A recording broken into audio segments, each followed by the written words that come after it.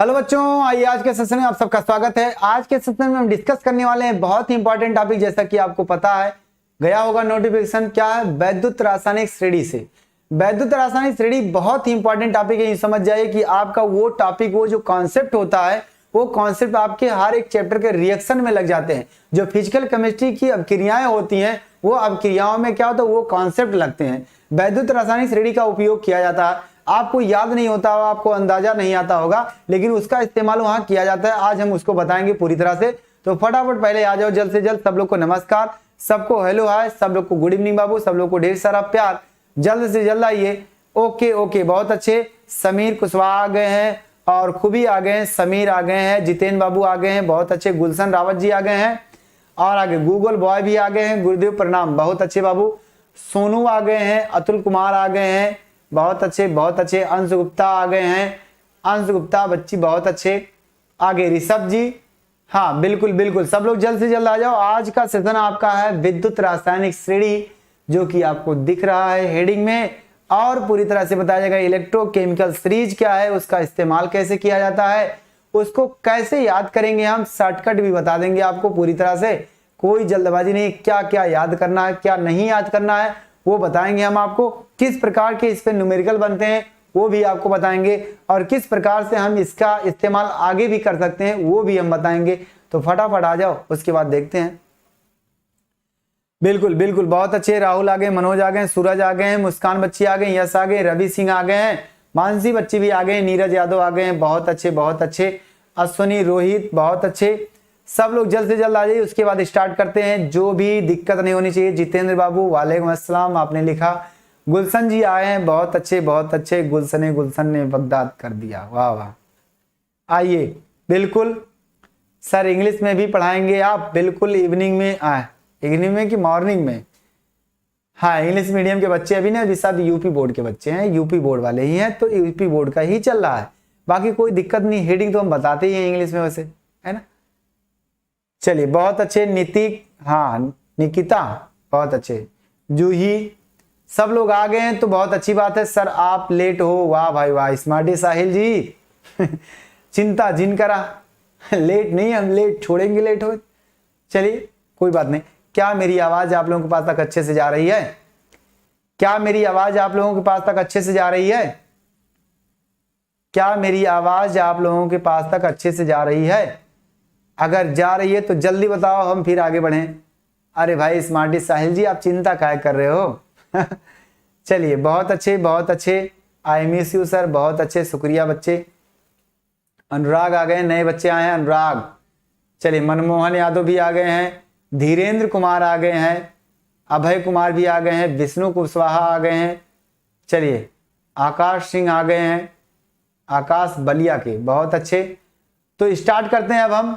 आवाज अगर मेरी आ रही है तो हम स्टार्ट करते हैं, अपनी प्रवचन शुरू करते हैं। और आप लोग अच्छे से अपना अपना आसन ग्रहण कर लीजिए। उसके बाद कॉपी और पेन लेकर के मेंटली और फिजिकली दोनों तरह से हमारे साथ मिल जाइए। निगाहों से निगाहों मिलाते रहिए। हम तो आपसे निगाह नहीं मिला सकते, लेकिन आप तो हमसे निगाह मिला सकते हो ना, मिला सकते हो। चलिए देखते हैं क्या है इसमें। हाँ, अरे भाई लेट है तो क्या हुआ, मैं लेट ही छोड़ूंगा। आ जाओ। वैद्युत रासायनिक श्रेणी जो आपकी होती है वो क्या होती है? देखिए, ऐसी श्रेणी, क्या ऐसी श्रेणी जिसमें धातुओं के अधातुओं के मानक अपचयन विभव को, है ना, क्रमानुसार रखा जाए, चाहे बढ़ते हुए क्रम में चाहे घटते हुए क्रम में। मैं दोनों श्रेणी आपको बताऊंगा। जो आप कक्षा 10 में पढ़े हैं वही श्रेणी, कक्षा 12 में भी पढ़ेंगे वही श्रेणी। जो नियम वहां लगा वही नियम यहां भी लगेगा, बशर्ते केवल और केवल श्रेणी क्या होती है, उल्टी और सीधी होती है। 10 में अगर आप पढ़े होंगे ऐसे करके, तो 12 में क्या वही श्रेणी ऐसे करके बनी है, उल्टी करके, है ना। तो आप बस चिंता मत करना, जो भी कॉन्सेप्ट वहां लगा था वही कॉन्सेप्ट यहां लगेगा।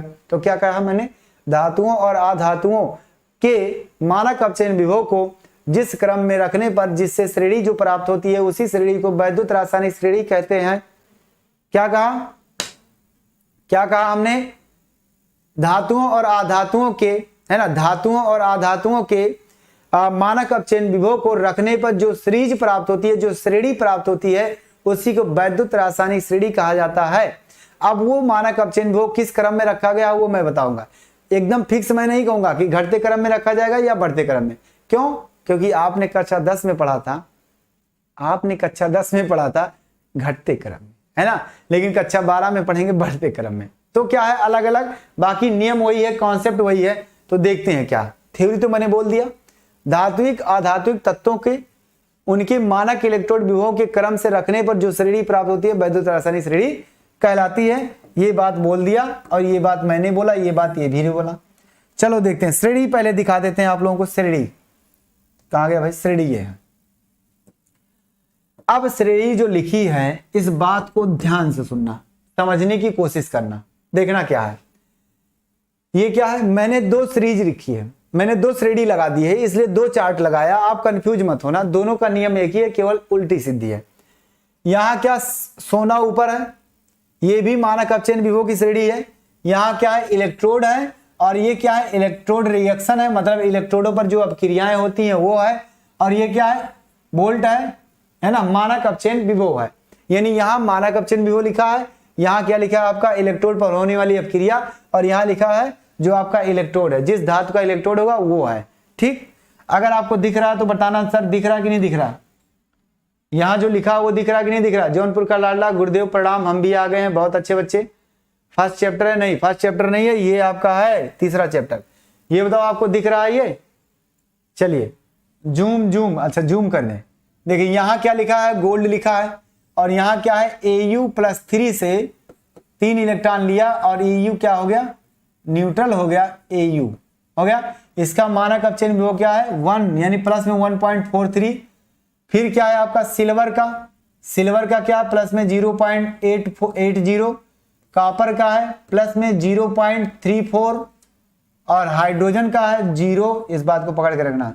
लेड का है माइनस में 0.13, टिन का क्या है माइनस में 0.14, और फिर निकिल का क्या है माइनस में 0.25, कैडमियम का क्या है माइनस में 0.40, है ना। आयरन का क्या है माइनस में 0.44, छोड़ दो। जिंक का क्या है माइनस 0.76, और टिन का क्या है भैया, टिन मतलब टाइटेनियम, वो टिन नहीं, ऐसा नहीं। टाइटेनियम का क्या है माइनस में 1.63, और एल्यूमिनियम का क्या है माइनस 1.66, मैग्नीशियम का क्या है माइनस 2.37। ध्यान से सुनना, अभी एक एक अर्थ निकलेगा। सोडियम का क्या है भैया आपका 2.71 माइनस में। पोटेशियम का क्या है आपका माइनस में 2.93, और आपका लास्ट में लिथियम है, और लिथियम का है माइनस 3.05। इतना, यानी कि आपका मैंने लिख दिया, ये आपको लिखना था मैंने लिख दिया, ये जरूरी है। यहां जो लिखा है वही चीज यहां भी लिखा है, बशर्ते ये उल्टा लिखा है। क्या, हमने ऊपर से नीचे पढ़ा, अब की बार नीचे से ऊपर लिखा है बस। यानी क्या लिखा है, सबसे पहले लिथियम लिखा है, लिथियम का माइनस 3.04 लिखा है, यहाँ कोई बात नहीं। मैग्नीशियम का क्या लिखा है माइनस में 2.37, यहां भी लिखा था वही चीज। कहा मैग्नीशियम है, देखो 3.7 लिखा है ना। क्रोमियम का क्या लिखा है 0.74 माइनस में। उसके बाद क्या है, क्रोमियम +3 का माइनस 0.74, और +2 का क्या 0.56, और उसके बाद क्या है आयरन का माइनस में 0.44, और उसके बाद कोबाल्ट का माइनस में 0.28, निकिल का है माइनस 0.23, आयरन 3 का क्या है 0.04, मतलब ये आयरन +2 चार्ज है, और ये आयरन +3 चार्ज है, हो गया। हाइड्रोजन का क्या है ±0, मतलब ये पूरी तरह से 0 आता है। कॉपर का क्या है प्लस में 0.34, यानी प्लस में, और फिर कॉपर प्लस का, यानी कॉपर +2 है ये, और कॉपर ये प्लस सिंगल है, यानी ये क्यूप्रिक आयन है, ये क्यूप्रस आयन है। इसका आता है प्लस में 0.52। उसके बाद सिल्वर का क्या आता है प्लस में 0.80, हो गया। और उसके बाद लास्ट में सोना है प्लस में 1.50, मतलब सोना है मतलब सोना गोल्ड है, हो गया, हो गया ना। यानी कि आपका क्या En क्या है सर, En इलेक्ट्रॉन बोल्ट, मतलब इसका इलेक्ट्रोपोटेंशियल जो आपका है वो विभव। En लिखा है ना, मतलब आपके सामने ऐसे लिखा है E/N, ये मतलब दिखा रहा है कि जो विभव है, जो इलेक्ट्रोड विभव, जो मानक इलेक्ट्रोड विभव का संकेत है E0, और उसे मापा जाता है विभव वोल्ट में, मापा जाता है उसे वोल्ट में, बस ये लिखा है। इसका मतलब यही करना है ना, En का यही लिखना है क्या E0। अगर आपके ये श्रेणी में ऐसे लिखा है तब यहाँ क्या लिखा, यहाँ कहीं लिखा नहीं, यहाँ लिखा है, यहाँ लिखा। अगर आपको ये दिख रहा है साहिल ब्रो, EN कहाँ है, EN अगर E0 है और ये लिखा है, आप इसके अंतर्गत अगर पूछना चाहते हैं, अगर आप EN इसके अंतर्गत पूछना चाहते हैं तो आपका क्या हो जाएगा, E0 मतलब कि विभव को E0 से प्रदर्शित किया गया, मानक इलेक्ट्रोड विभव को, और जो B है उसे वोल्ट में मापा गया। और अगर आप कहीं दूसरी जगह से पूछ रहे हैं, सपोज दैट मैं बता दूं इसी टाइम, मुझे लग रहा कि आप कहीं और से पूछ रहे हैं, अगर आपको ऐसे आप EN पूछ रहे हैं तो EN नहीं होता है, ये होता है EAN, इफेक्टिव है ना, एटॉमिक नंबर, ये EAN होता है तो उसे बोला जाता है इफेक्टिव एटॉमिक नंबर, है ना। प्रभावी परमाणुओं की संख्या, प्रभावी परमाणुओं की संख्या वो आपको पढ़ाया जाएगा कहाँ, D ऑर्बिटल में। जब D ऑर्बिटल में जाओगे तो वहां आपको मिलेगा EAN, यानी इफेक्टिव एटॉमिक नंबर, यानी कि प्रभावी परमाणुओं की संख्या। और अगर आप EN लिखा है, EN अगर पूछ रहे हैं, EN पूछ रहे हैं, जैसे यहां आपको ना दिखे, ये EN नहीं लिखा है, ये E/B लिखा है। अगर आपको कहीं दिमाग में आ रहा है कि सर मैं इसके अंदर से ही पूछ रहा हूं, ये E0 और बटे B लिखा है बाबू, ये EN नहीं लिखा है। क्लियर? सर वो क्वेश्चन नहीं लगा, प्लीज बता दीजिए कौन सा क्वेश्चन नहीं लगा फैंस बाबू, कौन सा क्वेश्चन नहीं लगा आपसे? चलिए हाँ ठीक है, गुड मॉर्निंग। ये बताइए अब जो क्वेश्चन पूछे थे, कौन पूछा था भाई? साहिल बच्चे पूछे थे, साहिल बाबू। सर इसे कैसे याद करेंगे? अरे चिंता मत करो भाई, हम दिलाते हैं याद, ना काहे चिंता कर रहे हो। अब देखो इसका वैद्युत रासायनिक श्रेणी में क्या क्या दिया रहता है, आ जाओ, आ गया, क्या क्या दिया रहता है, क्या दिया रहता है? अगर आपके पास मानक इलेक्ट्रोड विभव क्या है, ये घटते क्रम में है, और ये मानक इलेक्ट्रोड विभव क्या है, बढ़ते क्रम में है। आपने कक्षा 10 में पढ़ा था मानक इलेक्ट्रोड के घटते क्रम में, है ना। कक्षा 12 में आप पढ़ रहे मानक इलेक्ट्रोड के बढ़ते क्रम में, कोई दिक्कत नहीं, जो भी डिफिनेशन वहां आया था वो भी है। आपने वहां पढ़ा था क्या कि ऊपर से नीचे जाने पर तत्वों की क्या अपचायक क्षमता बढ़ती है, अर्थात ऑक्सीकरण क्रिया बढ़ती है, और नीचे से ऊपर जाने पर क्या होता है, अपचायक क्षमता घटती है, यानी ऑक्सीकरण क्रिया बढ़ती है, ऑक्सीकारक यानी अपचयन वाला गुण बढ़ता है। तो कहने का मतलब है कि आपने क्या पढ़ा वहां, ऊपर से नीचे जाने पर, लेकिन ऊपर से नीचे नहीं सोचना है, आपको यह सोचना है कि जिस तत्व का मानक अपचयन विभव जितना ही निगेटिव होगा वह उतना ही प्रभावी होगा, वह उतना ही प्रबलशाली होगा, वह उतना ही क्रियाशील होगा, वह उतना ही जल्दी ऑक्सीकृत होगा, और वह उतना ही तेज अपचायक होगा, है ना, वह उतना ही प्रबल अपचायक होगा। ये आप बोल सकते हो, यानी जिसका मानक अपचयन विभव जितना ही माइनस में होगा, या बोलो जितना ही कम होगा, वह उतना ही अधिक प्रबल अपचायक होगा, वह उतना ही जल्दी ऑक्सीकृत हो जाएगा, वह उतने ही जल्दी क्रिया कर लेगा, वह उतना ही ज्यादा क्रियाशील होगा। बस बोल सकते हैं। आज की क्लास थोड़ी सी हम भी हेल्थ की उसी वजह से नहीं आ पाए थे, बस, और कोई दिक्कत नहीं है। कल आएंगे हम एक नया चैप्टर एटॉमिक स्ट्रक्चर को लेकर के आएंगे, बहुत ही शानदार टॉपिक है, और उससे क्वेश्चन बहुत अच्छे अच्छे पूछे गए हैं। जो फिजिकल न्यूक्लियर केमिस्ट्री है, बच्चे कंफ्यूज हो जाते हैं, सवाल आसान है लेकिन मजा आएगा। तो कल हम लेकर के आएंगे पहला चैप्टर, आप चिंता मत करिए गूगल बॉय, बाकी बच्चे है ना। अच्छा व्हाट्सएप पे जो क्वेश्चन दिए थे, क्वेश्चन नहीं आया आपका व्हाट्सएप का क्वेश्चन, तो हिंट दो थोड़ा सा क्या था। चलिए तो क्या हुआ, लिखा लीना के, ये क्या देखो आपने पता नहीं क्या किया। चलिए हम आगे चलते हैं, आपका सवाल जो है उसके बारे में हम बताते हैं, है ना, उसके बारे में हम बताते हैं, भाई, उसके बारे में देखते हैं क्या है, आप उसकी चिंता मत करिए, है ना। हाँ यहां देखो, यहां सवाल देखो, अब मैं समझाता हूं क्या है। ये थ्योरी मिटाओ पहले, अब यहां से लिखना शुरू करो। लिखना क्या शुरू करेंगे आप, यहां से लिखेंगे, यहां से नीचे लिखा है क्या है, अपचायक जो गुण है, जो अपचायक विभव है, या जो कह सकते हो जो मानक अपचयन विभव क्या बढ़ते क्रम में है। तो जब बढ़ते क्रम में है तो नीचे क्या होगा, क्रियाशीलता घटेगी, तो यहां क्या लिखेंगे, क्रियाशीलता घटता क्रम, क्रियाशीलता का घटता हुआ क्रम, घटता हुआ क्रम, ध्यान से सुनना, घटता हुआ क्रम। और भी क्या लिख सकते हो, ऑक्सीय कारक का बढ़ता हुआ क्रम, यानी ऑक्सीय कारक गुण बढ़ता हुआ, ऑक्सीय कारक, ऑक्सीय कारक।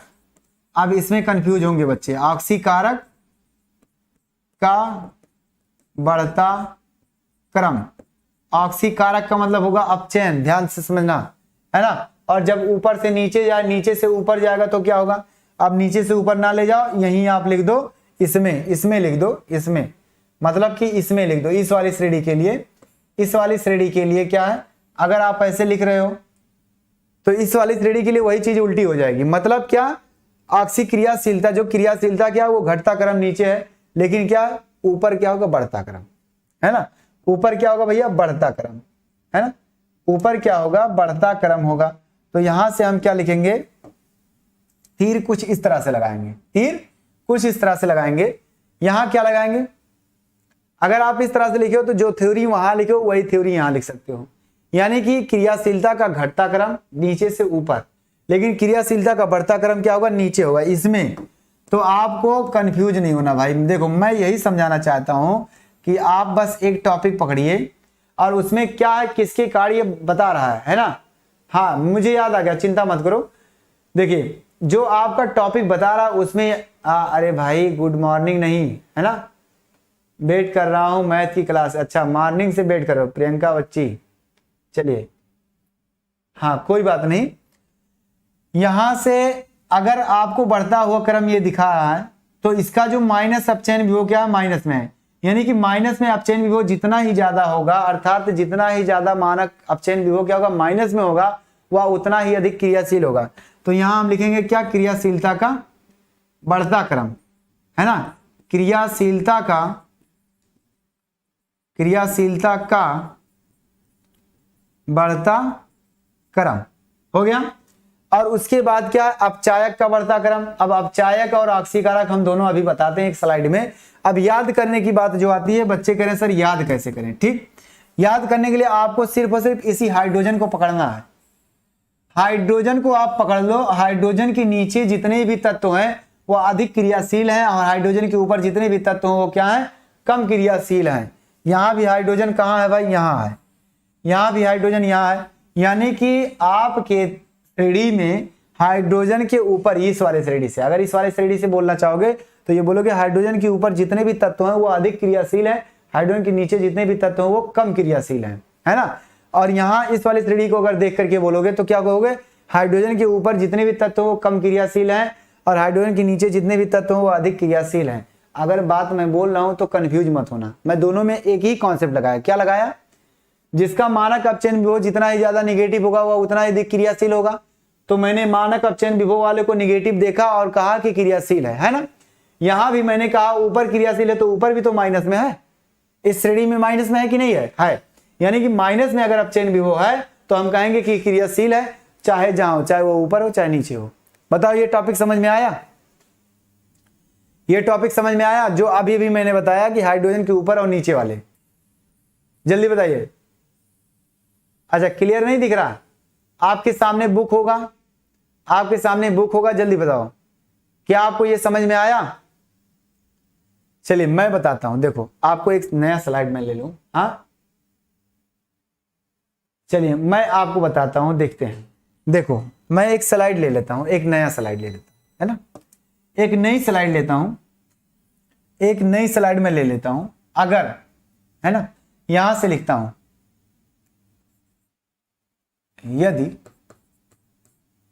यदि तत्वों का मानक अपचयन विभव, मानक अपचयन विभव, अपचयन विभव, है ना, जितना ही अधिक माइनस होगा, जितना ही अधिक ऋणात्मक होगा, ऋणात्मक होगा, वह उतना ही अधिक क्रियाशील होगा, वह उतना ही अधिक,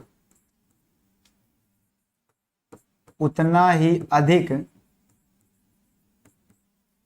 क्रियाशील होगा। बस ये आपका एक कॉन्सेप्ट है।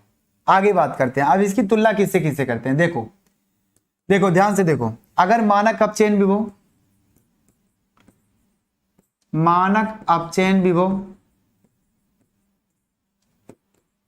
अपचयन विभव है ना, क्या है, निगेटिव में वैल्यू बढ़ रही है। अगर मानक अपचयन विभव की निगेटिव में वैल्यू बढ़ रही है तो भैया क्या होगा, तब अपचायक गुण बढ़ेगा, है ना, बढ़ेगा। इस बात को सोचना। उसके बाद देखते हैं अगला। यदि मानक अपचयन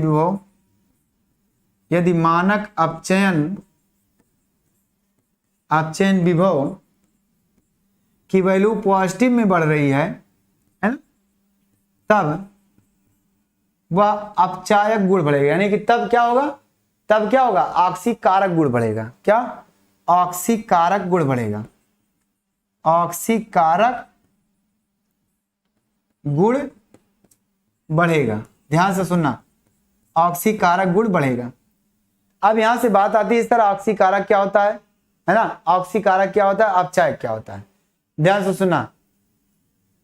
हाँ ठीक है, अंतराणु बलों का सुझाव देना है। अच्छा देना था अंतराणु बलों का। हाँ अंतराणु बलों का बाबू देखो सुझाव जितने, देखो जिस यौगिक में, ध्यान से सुना, ये बात वंश जी पूछ रहे हैं, यानी यश पांडे पूछ रहे हैं, जो जिस एलिमेंट में यानी जिस यौगिक में धनात्मक ऋणात्मक वाले तत्व होंगे, जितने ज्यादा प्रबल निगेटिविटी वाला एलिमेंट होगा और जितने ज्यादा पॉजिटिविटी वाला एलिमेंट होगा आपस में, उसमें अंतराणु बल काफी अधिक होगा। यानी कहने का मतलब, आपके पास अगर कार्बन हाइड्रोजन जुड़ा है और एक केस में कार्बन नाइट्रोजन जुड़ा है, तो इसका अंतराणु बल क्या होगा, प्रबल होगा इसके अंतराणु बल की तुलना में। यानी ये कम निगेटिव है इसकी तुलना में, लेकिन इसकी तुलना में ये ज्यादा निगेटिव है, या फिर इससे भी ज्यादा क्या होगा, ऑक्सीजन के साथ जुड़ा है तो ये और प्रबल होगा, है ना। अगर ये हमारा क्लोरीन इसके साथ जुड़ जाता है तो ये और प्रबल। मतलब कहने का कि अगर हमारा जो तत्व है वो क्या है, अगर दूसरे के साथ जुड़ा है वो निगेटिव है, जितना ही ज्यादा उसकी तुलना में उतना ही ज्यादा उसमें क्या होगा, प्रबल आकर्षण बल होगा, प्रबल अंतराणु बल होगा। क्लियर। अब आप ये बताओ, ये जो मैं लिखा हूं ये समझ में आया, ये समझ में आया शुभम बाबू। मैं जब तक हूं तब तक चिंता नहीं करना आपको, है ना। अच्छा प्रियंका गुप्ता बच्ची कह रहे हैं सर मंडे को क्लास थी मैथ की, आज उनकी तबीयत नहीं सही है सर जी की, इसलिए नहीं ले पाए क्लास। हाँ थी, है ना। ये जो टॉपिक मैंने लिखा वो आपको समझ में आया। सचिन यादव कह रहे हैं जी सर। नीतू पांडे अभी अभी आए, गुड मॉर्निंग, गुड इवनिंग बच्ची, है ना। हाँ ये टॉपिक जो मैं लिखा हूं, बाकी आपको श्रेणी नहीं याद रखना, श्रेणी वरेणी कुछ नहीं देखना है, ये जो मैं लिखा हूं उसको समझना केवल, ये जो मैं लिखा हूं। और यस पांडे आप देख लो, या फैंस क्लब जो नाम आ रहा है वो देख लीजिए, आपका क्या है जिसमें तत्वों के बीच, यानी कि जो तत्व आपस में है वो इनके बीच में धनात्मकता ऋणात्मकता का अंतर जितना ही ज्यादा रहेगा वह उतना ही ज्यादा अंतराणविक आकर्षण बल बनाएगा। बस हो गया क्लियर। हाँ एक बार और बताते, देखिए तत्वों का मानक अपचयन विभव जितना ही अधिक ऋणात्मक होगा वह उतना ही अधिक क्रियाशील होगा। हो गया। आगे मैं लिखा हूं मानक अपचयन विभव अगर निगेटिव में बढ़ता है तब क्या होगा, अपचायक गुण बढ़ेगा। अपचायक क्या है, ऑक्सीकारक, उसे मैं समझाता हूं। मानक अपचयन विभव अगर पॉजिटिव में बढ़ रहा है तब ऑक्सीकारक गुण बढ़ेगा। अब अपचायक और ऑक्सीकारक क्या है, देखो इधर आओ, इधर आओ जल्दी से। अपचायक और ऑक्सीकारक क्या है देखो, यहां से लिखेंगे जिस तत्व का ऑक्सीकरण होता है, ऑक्सीकरण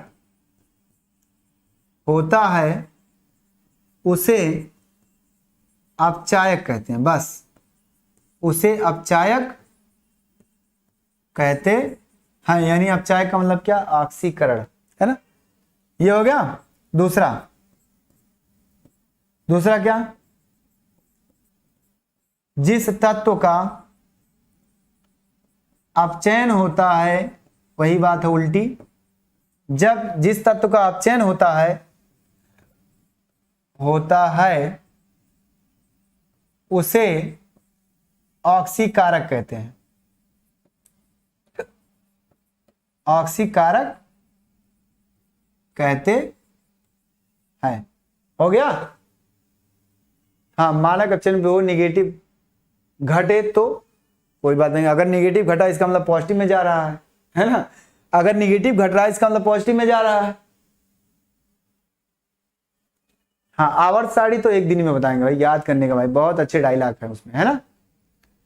क्या सर ऑक्सीडेशन पोटेंशियल और स्टैंडर्ड ऑक्सीडेशन पोटेंशियल दोनों अलग हैं? हाँ, ऑक्सीडेशन पोटेंशियल और स्टैंडर्ड ऑक्सीडेशन यानी कि मानक ऑक्सीकरण विभव या फिर ऑक्सीकरण विभव जो है वो अलग अलग है।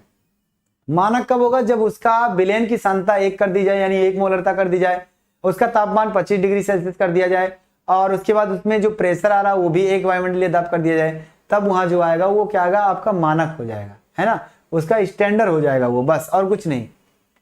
हाँ, अख्तर हुसैन जी, वो हाँ अख्तर है क्या, कौन है, उसका 1 हो जाए, यानी कि क्या वो आपका मानक हो जाएगा जब उसका कंडीशन लगा दिया जाएगा तब, है ना। हाँ, कंडीशन लग जाएगा तब। हाँ सर, ऑक्सीडेशन संख्या, ओहो अभी ऑक्सीडेशन संख्या ने कक्षा 11 में आपका पहला चैप्टर था भाई, सेकंड पेपर का, आपने 11 नहीं पढ़ा का? अगर मेरे पास पढ़े हो तो पढ़े होंगे। अच्छा, नेट सोलो है, कोई दिक्कत नहीं, हम धीरे धीरे चलेंगे। क्या हुआ आपका, ये कंडीशन लिख लो भाई, क्या, जब तत्व का ऑक्सीकरण होगा तो उसे अपचायक कहेंगे, और जब तत्व का अपचयन होगा तो उसे क्या कहेंगे? ऑक्सीकारक कहेंगे। यानी कारक, ऑक्सीकारक और ऑक्सीकरण में बहुत अंतर है। ऑक्सीकरण का मतलब क्या हो रहा है? ऑक्सीकरण संख्या में वृद्धि हो रही है। ऑक्सीकारक का मतलब क्या है? खुद ऑक्सीकृत था वो खुद क्या होगा? अपचयित हो गया, इसका मतलब अपचयन हो रहा है। इसलिए यहां से अर्थ निकल के आता है कि अपचायक जो है, जिसका ऑक्सीकरण होगा वो अपचायक कहलाएगा, और जिसका अपचयन होगा वो ऑक्सीकारक कहलाएगा। तो यहां से इस बात को समझना, अगर निगेटिव है तो अपचायक गुण बढ़ता है, यानी कि ये ऑक्सीकृत होगा। यानी जिस तत्व का माइनस में अपचयन विभव होगा वो जल्दी से क्या करेगा? इलेक्ट्रॉन को निकाल देगा, इसलिए वो अपचायक होगा क्योंकि ऑक्सीकृत होगा। और जिसका प्लस में होगा वो क्या होगा? ऑक्सीकारक होगा, क्योंकि वो क्या होगा? अपचयन होगा, यानी वो इलेक्ट्रॉन को लेगा। क्लियर? अच्छा, कोई बात नहीं है, आप 11 में नहीं पढ़े तो हम बता देंगे ना। हाँ चलिए, स्क्रीनशॉट लो। ओहो, जनक कहाँ होना चाहिए था? फैंस क्लब, ओके, बहुत बहुत शुक्रिया बाबू। अरे बहुत लोग हैं, एक्सेप्शन डाल दिए, वो लोग आ गए, बता दिए, वही सब है। अब देखिए, बहुत चीजें हैं न्यूक्लियर केमिस्ट्री, जब हम कल पढ़ाएंगे आपको जेईई नीट की क्लास, तो आपको उसमें समझ में आएगा कि हाँ वास्तव में नाभिक के अंतर्गत क्या होता है, क्या क्या निष्कर्ष निकाल सकते हैं हम, कैसे कैसे क्रिया करते हैं, वो आपको मैं फील करा दूंगा पूरी तरह से। पहले लेकिन इसको समझो, जब आप 11-12 पढ़ोगे तभी आपको पूरी तरह से वहां समझ में आता है, क्योंकि वहां और एक्सप्लेन जब किया जाता है तो गहराई में डुबाया जाता है, तो समुद्र में तैरना आ जाता है आपको, लेकिन यहां नहीं जानते हो तो दिक्कत हो जाती है। चलिए, हो गया, क्लियर है? हाँ सर, एक एटीएम में कितने पास्कल होते हैं? ओ भाई, पास्कल मात्रक तो वही है भाई, सीधे सीधे वही पास्कल में नापा जाता है। एटीएम प्रेशर एक ही होता है, बराबर है ना। एटमॉस्फेयर लिखा जाता है, वायुमंडलीय दाब लिखा जाता है, पास्कल लिखा जाता है, वही है। हो गया, नोट हो गया, स्क्रीनशॉट ले चुके हैं? आगे चलते हैं, चलो आगे चलते हैं। यहां हो गया था, उसके बाद इसके उपयोग के बारे में, उपयोग जो मैं बता रहा हूं वही है शायद। देखो, पहला उपयोग क्या है, ध्यान से सुनो। पहला उपयोग क्या है भाई? पहला कह रहा है इस श्रेणी में इलेक्ट्रोड की अर्ध अपक्रिया, यहां क्या लिखा है? अर्ध अपक्रिया अपचयन अपक्रिया में लिखी गई है, जिसमें बाएं क्या लिखा है? बाई क्या लिखा? बाई लिखा है, हाँ, बाई और ऑक्सीकारक तथा दाई और अपचायक स्थित है। अब आ जाओ, यहां ऑक्सीकारक अपचायक दोनों आ गया, मैं उसकी तुलना करा देता हूं। यानी कह रहा है कि जो वैद्युत रासायनिक श्रेणी दी गई है उसमें क्या है? आपके तत्वों की अर्ध अपक्रिया लिखी है, यानी रासायनिक की अर्धशल अपक्रिया। अर्धशल अपक्रिया क्या थी? मैंने बताया था कि अगर जब कोई तत्व भैया इलेक्ट्रॉन त्याग दे, वो क्या हो जाए? आयन बना ले। तो ये जो अपक्रिया होती है वो क्या है? अर्ध रासायनिक अपक्रिया होती है या अर्धशल अपक्रिया होती है। तो वैद्युत रासायनिक श्रेणी में ये अपक्रिया दी होती है। अब ये अपक्रिया जब दी गई है तो उसके बाद कह रहा है कि इसमें जो अपक्रिया दी है वो अपचयन वाली दी है। अब चेन वाली दी है मतलब क्या, ऑक्सीकरण संख्या में कमी होती है। ऑक्सीकरण संख्या में जब कमी होती है तो वहां नाम दे दिया कि एक क्या ऑक्सीकारक है, एक क्या अपचायक है। इसकी तुलना कैसे होगी आओ दिखाते हैं। अगर सपोज दैट यहां क्या लिखा, दिख रहा कि नहीं दिख रहा, ये दिख रहा कि नहीं दिख रहा, नहीं दिख रहा तो मैं दिखाता हूं ना। ये एम एन पॉजिटिव मतलब एन के ऊपर क्या है, एम के ऊपर क्या है प्लस एन चार्ज है। उसके बाद ये क्या, एन इलेक्ट्रॉन को ग्रहण कर लिया है ना, ग्रहण कर लिया, चेंज टू क्या हुआ, जब इलेक्ट्रॉन को ग्रहण किया तो ये क्या बना, एम न्यूट्रल बना है ना, एम न्यूट्रल हो गया। अब मैं इसको अर्थ को समझाता हूं कि इसे ऑक्सीकारक माना गया और उसे अपचायक माना गया। देखो इसका नाम लिख दूं मैं, ये नीचे लिखा ऑक्सीकारक है ना, ऑक्सीकारक यानी कि ये जो है ऑक्सीकारक है और ये क्या है अपचयन, क्या है अपचयन है, क्या है अपचयन है। चलो आ जाओ है ना, सीरीज में ऊपर से नीचे जाने पर ऑक्सीडेशन पोटेंशियल बढ़ती है। ऑक्सीडेशन पोटेंशियल बढ़ती, कौन सी श्रेणी की बात कर रहे हो, ऑक्सीडेशन पोटेंशियल मतलब क्या है, ऑक्सीकरण विभव है ना। ऑक्सीकरण विभव जो होता है वो क्या है, यहाँ अपचयन विभव लिखा है तो ऑक्सीकरण विभव। अगर आप श्रेणी इधर वाली ले रहे हैं तब तो आपका बोलना क्या है, गलत है, और उधर वाली ले रहे हैं तो क्या होगी, आप बोलना सही है। इस तरह से क्या दोनों श्रेणी में ध्यान देना, बस केवल बात पकड़ के रखना कि जो मानक अपचयन विभव की वैल्यू है उसे देखना है, केवल केवल उसे देखना है, उसी के हिसाब से चलेंगे है ना। कोई दिक्कत नहीं राधा बच्ची, कोई दिक्कत नहीं। हाँ क्लास कितने बजे चलती है अंकुर बाबू, ये केमिस्ट्री की क्लास जेईई नीट की कक्षा 10 सॉरी सुबह 10 बजे से चलती है। क्या सुबह 10 बजे केमिस्ट्री की होती है, लेकिन उसके पहले आपकी बायोलॉजी की क्लास होती है भाई 8 बजे से। और केमिस्ट्री की क्लास क्या होती है भैया आपकी, केमिस्ट्री की क्लास क्या होती है आपकी, वो होती है आपकी 10 बजे से, सुबह 10 बजे से दोपहर 12 बजे तक। हाँ ठीक, कोई दिक्कत नहीं। तो क्या है ये ऑक्सीकारक लिखा, वो अपचय लिखा। अब मैंने क्या कहा था, ऑक्सीकारक में जिसका अपचयन होगा वो ऑक्सीकारक। तो भाई ये Mn+2 है, Mn+ है ना, इधर क्या हो रहा है, 0 हो रहा ना, हाँ हो रहा है। यानी ऑक्सीकरण संख्या का मतलब होता है उसके आवेश की संख्या सीधे सीधे उसकी खोपड़ी पर जो चार्ज होता है वही ऑक्सीकरण संख्या कहलाती है। अगर इसके ऊपर प्लस चार्ज है तो प्लस में इसकी ऑक्सीकरण संख्या है, और यहाँ कुछ नहीं है तो इसकी क्या है, 0 है। तो अगर ऑक्सीकरण संख्या में कमी हो रही है तो वो अपक्रिया क्या होगी, अपचयन अपक्रिया। और अगर ऑक्सीकरण संख्या में वृद्धि हो रही है तो वो अपक्रिया क्या होगी, ऑक्सीकरण अपक्रिया होगी। यहाँ क्या रहा, इसका अपचयन हो रहा है, यानी Mn+ से Mn0 हो रहा है, यानी ऑक्सीकरण क्या है, अपचयन हो रहा है। तो हमने क्या कहा था कि जिसका अपचयन होगा भैया वो क्या कहलाएगा, ऑक्सीकारक कहलाएगा। तो इसका अपचयन हुआ इसलिए ये क्या कहलाया, ऑक्सीकारक। और मैंने क्या कहा, जिसका ऑक्सीकरण होता है, अगर आप इधर से इधर रिएक्शन देख रहे हो तो ये 0 से क्या हो रहा है प्लस, यानी ऑक्सीकरण संख्या में जब वृद्धि होती है तो उसे क्या कहा जाता है, ऑक्सीकरण अपक्रिया कहा जाता है। इसका मतलब है कि अगर इससे इसकी तुलना की जाए तो ये क्या हो रहा है, इधर जब आ रहा है तो प्लस में हो जा रहा है। इसका मतलब है कि ये क्या है, ऑक्सीकृत हो रहा है, और जब ऑक्सीकृत हो रहा है तो ये क्या अपचायक है। मैं क्या लिख दिया यार, अपचायक लिखना चाहिए, अपचायक हो गया, यानी कि ये क्या लिखा, अपचायक लिखा। अर्थात कहने का मतलब जिसका ऑक्सीकरण होगा भैया उसे अपचायक बोलेंगे, और जिसका अपचयन होगा उसे क्या बोलेंगे, ऑक्सीकारक बोलेंगे। समझ में आ गया, हाँ बिल्कुल। अच्छा धीरे धीरे आगे चलें, आगे ये टॉपिक समझ में आया, ये टॉपिक समझ में आया। चलिए मैं फिर से बता दूं, जितेंद्र बाबू कह रहे हैं सर नहीं आया, मैं जानता हूं ऑक्सीकारक अपचायक में कंफ्यूजन होता है। देखो अगर आपका Mn, अगर आपका Mn है ना, अगर आपका Mn जो है, अगर आपका Mn यहां से है ना, अगर आपका Mn, हाँ बोलिए,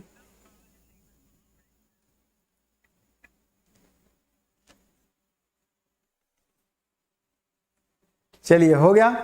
अगर आपका Mn क्या है देखते हैं, क्या भाई Mn जो है यहां से अगर बात की जाए, वही समीकरण मैं देख करके बता रहा हूं, Mn+ n इलेक्ट्रॉन लिया, Mn न्यूट्रल हो गया है ना।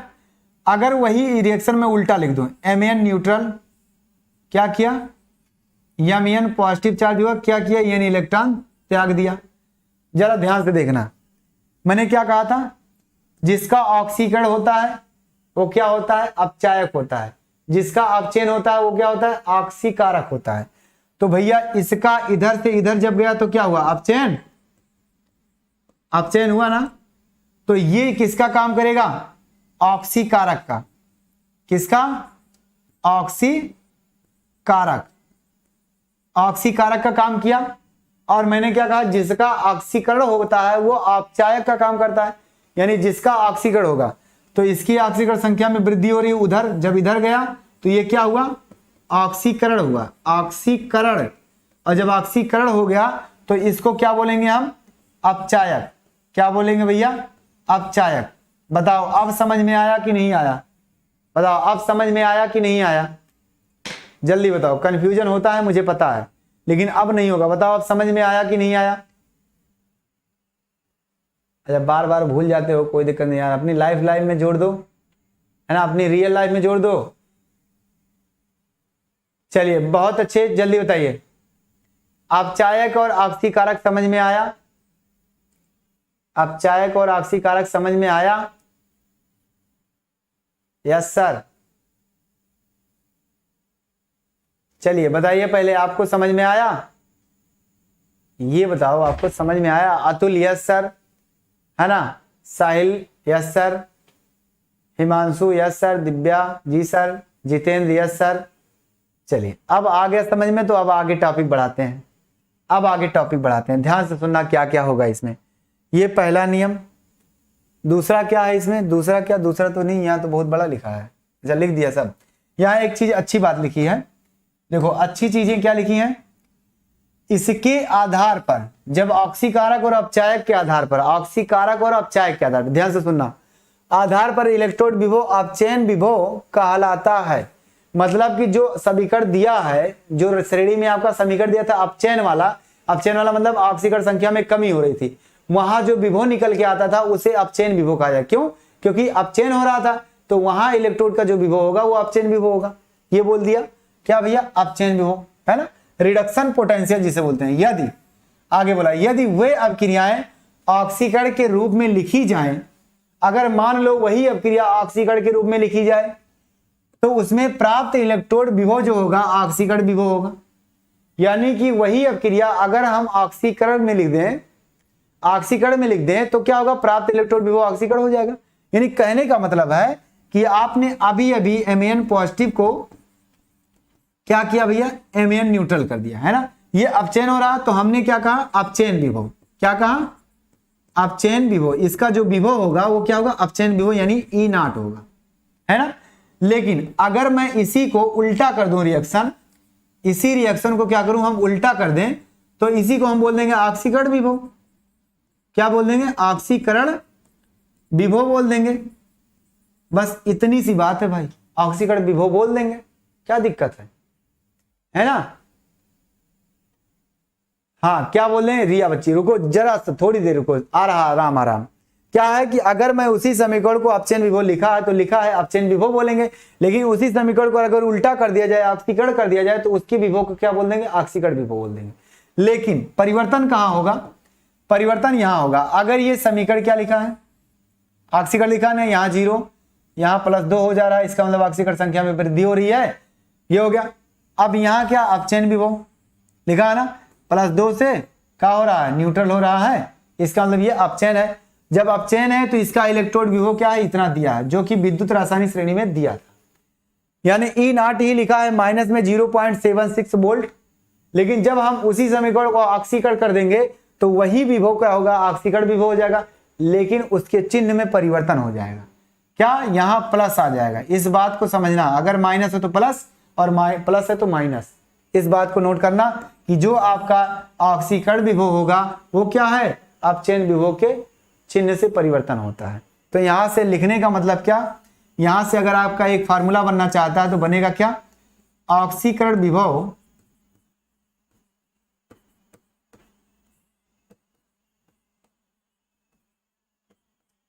ऑक्सीकरण विभव बराबर लिख दो भैया प्लस माइनस, क्या करेंगे, प्लस माइनस अपचयन विभव, है ना, अपचयन विभव। प्लस माइनस की बात क्यों करते हैं? क्योंकि अगर हमारे पास वहां क्या है, वहां हमारे पास अब चेन माइनस में है तो इसे हम प्लस में ले लेंगे, अगर प्लस में है तो माइनस में ले लेंगे, सीधे सीधे। तो क्या है, प्लस माइनस आ सकता है ना। अब चेन विभव प्लस में हो जाएगा, वही चीज अब चेन विभव जैसा दिया वैसा लगेगा। क्लियर? हाँ, 76 कैसे आया? ये आपका स्टैंडर्ड है, नापा गया है, नाप करके लिखा गया है। वैद्युत रासायनिक श्रेणी में मेजरमेंट है, मापित राशि है जो 0.76 आता है। ये आपको कहीं से ढूंढना नहीं है, आपको क्वेश्चन में दिया भी रहेगा, है ना। क्लियर? तीसरा चैप्टर है बच्ची सोनम जी, आपका तीसरा चैप्टर है, आपका ये तीसरा चैप्टर है। वैद्युत रासायनिक श्रेणी पढ़ा रहे हैं और वो चैप्टर क्या है, वैद्युत रासायनिक, है ना। वैद्युत रसायन है, इलेक्ट्रोकेमिस्ट्री। हाँ क्लियर? चलिए, हाँ, यानी कि वही क्या हो जाएगा आपका, प्लस में हो जाएगा। क्लियर? तो कहने का मतलब आगे क्या है, देखिए, यदि अधिक ऋणात्मकता अपचयन विभव वाले तत्व प्रबल अपचायक या दुर्बल ऑक्सीकारक होते हैं। बात वही है, अगर अपचायक प्रबल है तो ऑक्सीकारक दुर्बल होगा ही। बात को समझने की कोशिश करना। अगर विद्युत ऋणात्मकता जो आपकी है अधिक है, विभव जो है माइनस में है, तो उसे क्या बोलेंगे, प्रबल अपचायक, मतलब बहुत ज्यादा अपचायक होगा। क्यों? क्योंकि जितने ज्यादा माइनस में होगा उतने ज्यादा अपचायक गुण बढ़ेगा। तो जब सबसे ज्यादा माइनस होगा तो प्रबल अपचायक होगा। जब प्रबल अपचायक होगा तो वो ऑक्सीकरण के केस में क्या होगा, उल्टा होगा कि नहीं होगा, यानी ऑक्सीकारक क्या होगा, वो दुर्बल होगा भाई। क्योंकि ऑक्सीकारक दुर्बल क्या, पॉजिटिव जब वैल्यू बढ़ती है तब वो बढ़ता है। इसका मतलब यहां दोनों बात लिख दिया कि अगर निगेटिव है ना, तो इसका प्रबल अपचायक होगा, और प्रबल अपचायक है तो उसके लिए क्या बोलेंगे, दूसरा, या तो दुर्बल अपचायक बोल सकते हैं, दुर्बल अपचायक माना जाएगा। जैसे आपका क्या है, लिथियम और जिंक को ले लिया जाए, से जिंक और कापर धातु को ले लिया जाए, तो लिथियम जो है वो जिंक से क्या है, प्रबल अपचायक है। क्या है, प्रबल अपचायक है। क्यों? क्योंकि लिथियम की वैल्यू जिंक से ज्यादा निगेटिव है। आप बुक उठाइए और वहां देखिए, लिथियम की वैल्यू जिंक से ज्यादा निगेटिव है। अगर ना समझ में आए तो मैं दिखा दूं।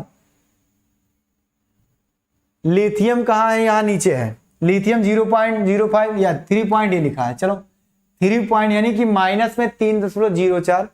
और जिंक कहां है, यहां है जिंक, कहीं जिंक इसमें नहीं दिख रहा, जिंक यहां है, जिंक यहां है। 0 पॉइंट क्या लिखा है, 7, अर्थात माइनस में 0.7 क्या 76 लिखा है, और उसका लिखा माइनस में 3.04 लिखा है। इसका मतलब है कि सबसे ज्यादा वैल्यू क्या है आपकी, इसकी माइनस में है, यानी लिथियम की सबसे ज्यादा माइनस में है, इसलिए लिथियम क्या होगा, प्रबल अपचायक होगा। ये क्या होगा, उसकी तुलना में दुर्बल होगा। आगे और बात करें क्या, हम किसकी बात कर रहे थे, इसमें बात कर रहे थे किसकी, लिथियम हो गया। जिंक क्या है, जिंक और कापर की तुलना करें, अगर जिंक और कापर की तुलना, जिंक और कापर की अगर तुलना करें तो जिंक क्या है ना, जिंक क्या है, कापर से प्रबल है। कैसे, इसको भी देख लो। जिंक क्या है, कापर से प्रबल है। देखो जिंक कहां है, देखो ध्यान से, जिंक कहां है, जिंक यहां है, जिंक को अभी ने किया। कॉपर कहां है, कॉपर यहां ऊपर है, यानी कि ये कॉपर प्लस में है, ये माइनस में है। तो मैंने कहा कि जितना ही ज्यादा माइनस में होगा उतना ही ज्यादा क्या होगा, प्रबल अपचायक होगा। तो भैया जिंक की तुलना में, कॉपर की तुलना में जिंक ज्यादा माइनस में है, तो ये ज्यादा प्रबल होगा इसकी तुलना में। लेकिन जिंक और एल्यूमिनियम की अगर तुलना की जाए तो एल्यूमिनियम ज्यादा प्रबल होगा। क्यों? क्योंकि एल्यूमिनियम का क्या है, ज्यादा माइनस में वैल्यू है, इसलिए क्या वो प्रबल है। तो बात क्या आई, बात कहां आ गई, यहां आ गई कि भैया जितने ज्यादा निगेटिव होगा उतने ही ज्यादा प्रबल अपचायक होगा, और उतने ही ज्यादा क्या होगा, माइनस में वो क्या होगा, ऑक्सीकारक होगा। सर ई कैसे निकालते हैं, वो भी निकालने का आएगा आपका भूमिका बच्ची, आप चिंता मत करो, है ना। चलिए आपको निकालना बताया जाएगा, थ्योरी जो आपकी फार्मूला बनेगा वो धीरे धीरे बन रहा है। अगला क्या है, अगला आपका तीसरा पॉइंट क्या कह रहा है, तीसरा पॉइंट क्या कह रहा है, ध्यान से सुनो। तीसरा पॉइंट कह रहा है किसी इलेक्ट्रोड के मानक अपचयन विभव का ऋणात्मक मान, भैया ऋणात्मक मान दूसरे इलेक्ट्रोड के सापेक्ष अधिक होने पर उसे इलेक्ट्रोड पर ऑक्सीकरण क्रिया होती है। बात को समझना, कह रहा जिसका मानक अपचयन विभव जितना ही ज्यादा निगेटिव होगा उस इलेक्ट्रोड पर ऑक्सीकरण क्रिया होगी, उस इलेक्ट्रोड पर क्या होगी, ऑक्सीकरण क्रिया होगी। अगर बात की जाए जिंक और कॉपर की बात की जाए तो ध्यान से सुना, मैं एक टॉपिक बताया था, जिंक और कॉपर की बात की जाए तो इसका निगेटिव है ज्यादा, है ना, इसकी तुलना में क्या ज्यादा है, इसलिए इस पर क्या होगा, ऑक्सीकरण होगा। और अभी आपने पीछे पढ़ा है एनोड और कैथोड के बारे में, जिंक और कॉपर के बारे में, तो जिंक को माना गया था क्या एनोड और कॉपर को माना गया क्या कैथोड। क्यों? क्योंकि भैया जिंक हमारा क्या है, ऑक्सीकरण कर रहा है, और इसके आधार पर अगर देखा जाए तो जिंक फिर ऑक्सीकरण कर रहा है। क्यों? क्योंकि ये कह रहा है थ्योरी में तीसरे पॉइंट में कि जिसका इलेक्ट्रोड विभव जितना ही ज्यादा माइनस होगा उसी पर क्या होगा, ऑक्सीकरण अभिक्रिया होगी। तो जिंक और कॉपर की तुलना अगर करें तो अभी आपने देखा जिंक का क्या था, माइनस में 0.76 था और कॉपर का क्या था, प्लस में 0.34 था। इसलिए क्या है, इसका माइनस में ज्यादा, इसलिए इस पर क्या होगा, ऑक्सीकरण होगा और उस पर क्या होगा, अपचयन होगा। क्लियर? क्लियर इस बात, ये बातें क्लियर? चलिए समझ में आ गया। चलिए सर, टेबल किस बेस पर बना है? टेबल मेजरमेंट किया गया है, वो आपका हाइड्रोजन इलेक्ट्रोड विभव मापा जाएगा, वो आगे टॉपिक जब आएगा तो वो बताया जाएगा। उसमें क्या आएगा, जब आपका इलेक्ट्रोड विभव का मापन किया जाएगा तो उस मापन में आता है भैया कि मापन हम अकेले नहीं कर सकते, उसको हाइड्रोजन की तुलना में रखा गया। हाइड्रोजन की तुलना में जब जोड़ा गया, हाइड्रोजन सेल बनाया गया, जोड़ने के बाद दोनों को क्या किया गया, नापा गया एक दूसरे से। मापने के लिए एक फार्मूला बताया जाएगा कि ई सेल बराबर ई कैथोड माइनस ई एनोड होता है। अभी आएगा वो धीरे धीरे। हाँ, क्यों आएगा, अच्छा क्यों आएगा, ठीक है, बात सही है, आपकी बात सही है। ये मेजरमेंट है, इसकी कल्पना बताया नहीं गया है, फिक्स वैल्यू है क्योंकि ये अधिक धात्विक है ना।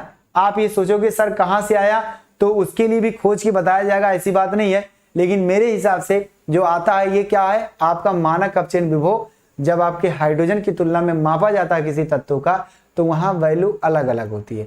जैसे आपको इस सेल बनाया है, उस सेल में क्या है, आपने क्या हाइड्रोजन का इलेक्ट्रोड विभव लगाया और एक कॉपर का या जिंक का लगाया।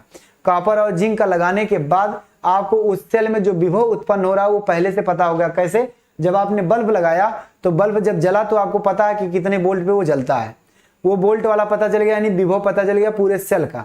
अब पूरे सेल के विभव से क्या है, आपको हाइड्रोजन और कैथोड यानी कि आपका जिंक दिया है उसकी तुलना करानी है। वहां एक फार्मूला आता है, ई सेल बराबर ई कैथोड माइनस ई एनोड। तो कैथोड वाला जो काम करेगा उसको आपको चेक करना है, एनोड का काम जो करेगा उसको आपको चेक करना है। उसको मैंने अगले ही बता दिया कि कैथोड का काम कॉपर करता है, एनोड का काम जिंक करता है। अगर जिंक और कॉपर है तो, अगर जिंक का है तो एनोड का काम करेगा हाइड्रोजन की तुलना में, हाइड्रोजन जबकि दोनों काम करता है क्योंकि आवारा है, दोनों तरह से काम करता है, ये आपको पता है, वो भी बताएंगे हम। तो क्या होगा कि जब हाइड्रोजन को देखेंगे तो हाइड्रोजन का मानक अपचयन विभव दोनों जीरो होता है। क्यों जीरो होता है, इसका भी रीजन है।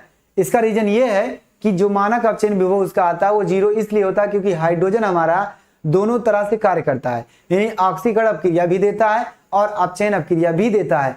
इसलिए हम कह देते हैं कि उसका जो आपका जो इलेक्ट्रॉनों का अंतर होता है, जो आवेशों का डिफरेंट होता है, वो क्या होता है, शून्य होता है। जब आवेश शून्य हो जाएगा तो आवेश प्रवाह नहीं करेगा, और जब आवेश प्रवाह नहीं करेगा तो उसमें भैया क्या होगा, कोई धारा नहीं चलेगी, कोई विभव उत्पन्न नहीं होगा। इसलिए क्या हो जाएगा, हाइड्रोजन का मानक अपचयन विभव क्या होता है, शून्य होता है।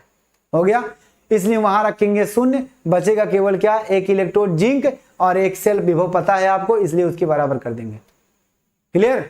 वो नापना हम बताएंगे, आप उसकी चिंता मत करिए। बताओ जो मैं थ्योरी बोला अभी अभी थोड़ा सा, वो आपको समझ में आया कि नहीं आया? चलिए न्यू क्या लिखे, न्यू न्यूमेरिकल क्या लिखे, न्यूमेरिकल नहीं आते क्या आप कि सर जी कराओ। अच्छा, इस पर न्यूमेरिकल आते हैं इस पर, लेकिन अभी इस टॉपिक में नहीं। इस टॉपिक में न्यूमेरिकल यही आता है कि कोई तत्व दे दिया, उसके बाद कह दिया कि इसको परबल अपचायक के क्रम में बढ़ते हुए क्रम में रखो, परबल अपचायक के बढ़ते हुए क्रम में रखो। तो आपको क्या करना है, उसका मानक अपचयन विभव याद रखना है कि माइनस में कौन होता है ना। ये आता है, इस प्रकार के क्वेश्चन आते हैं इस पे। मानक अपचयन विभव के, या मान लेते हैं दो तत्वों को दे दिया, ये क्या दे दिया, सिल्वर दे दिया और कॉपर दे दिया, उसके बाद कह दिया कौन क्रियाशील है, सिल्वर दे दिया और उसके बाद जिंक दे दिया, उसके बाद कह दिया क्या सिल्वर से जिंक क्रिया करेगा या जिंक कॉपर से क्रिया करेगा कि नहीं करेगा, मतलब कॉपर के विलयन में क्रिया करेगा कि नहीं करेगा।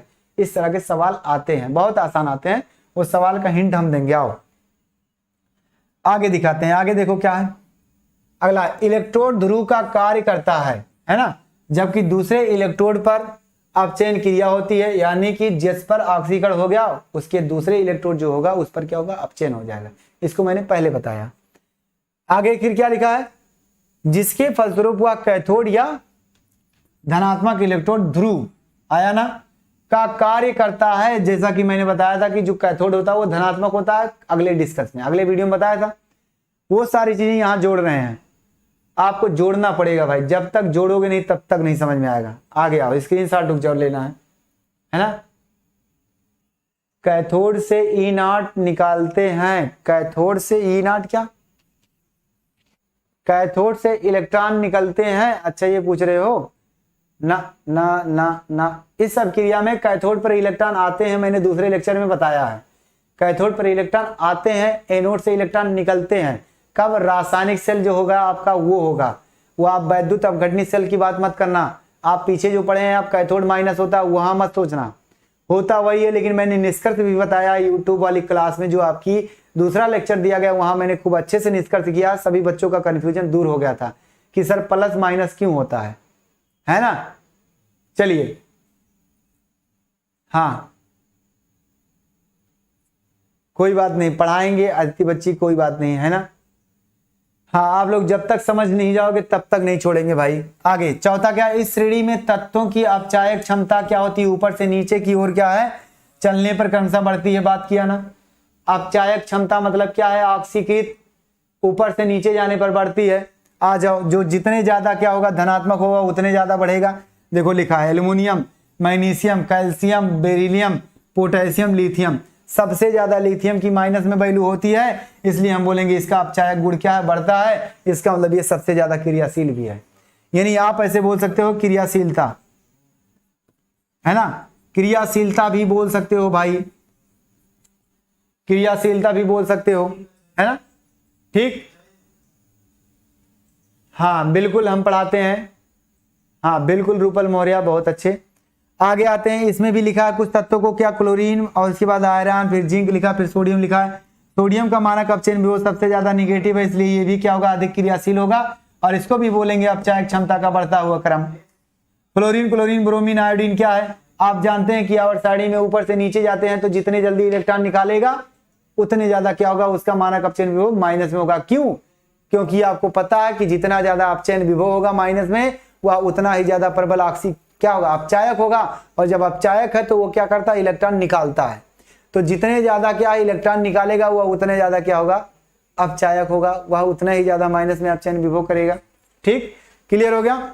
आगे फिर चलते हैं यहां से, आगे क्या है, आगे आपका ये हो गया भैया, दोनों केस बताइए, धातु है, इसमें आधातु की तुलना करा दिया, ये सब आधातु है, यहां आपको समझना है। क्लियर, बताइए टॉपिक समझ में आ गया, हाँ बिल्कुल बताइए जल्दी से। क्लियर, चलिए बहुत अच्छे बहुत अच्छे। आगे, हाँ, कैथोड से इलेक्ट्रॉन इस समय नहीं निकलते, जो आप सेल पढ़ रहे हैं उसमें कैथोड से इलेक्ट्रॉन नहीं निकलते हैं मेरे भाई, आपसे उसमें आपको निकलते हैं, कैथोड से इलेक्ट्रॉन नहीं निकलते, एनोड से इलेक्ट्रॉन निकलते हैं, जब आप रासायनिक सेल पढ़ रहे हो तब।